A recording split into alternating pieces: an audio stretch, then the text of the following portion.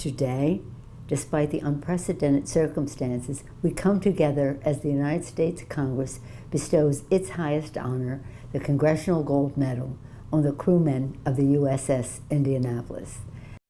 From Pearl Harbor to the final days of World War II, you and your shipmates, as part of our greatest generation, completed mission after mission, taking the fight to the enemy and changing the course of history.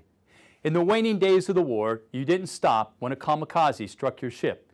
You made it safely back to port and returned quickly to sea to carry out one of the greatest missions of World War II.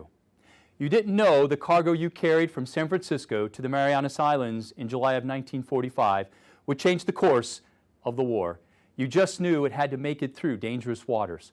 So you set speed records, kept the watch, braved the contested waters, and delivered the atomic bomb. If it wasn't for you and your shipmates, history may have turned out very differently. Those who perished in the water gave our nation the ultimate sacrifice. Those who survived shared their wisdom and example with us for decades more. But the true legacy of the Indianapolis was secure before those torpedoes struck.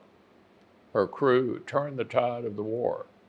So to her crewmen who are still keeping watch, who have joined us today, your Congress and your nation say thank you. For their indispensable contributions to the advancement of freedom and democracy, the USS Indianapolis's 1,195 crewmen are worthy of our greatest esteem. It is important to acknowledge the further tragedy that followed the sinking of the USS Indianapolis in the early morning hours of July 30th, 1945. That harrowing 5-night and 4-day ordeal stole the lives of 879 brave sailors and cemented the USS Indianapolis and its crew forever in the hearts of the American people. In accepting this award, the men of the USS Indianapolis bring luster to it, as their service brings luster to the United States of America.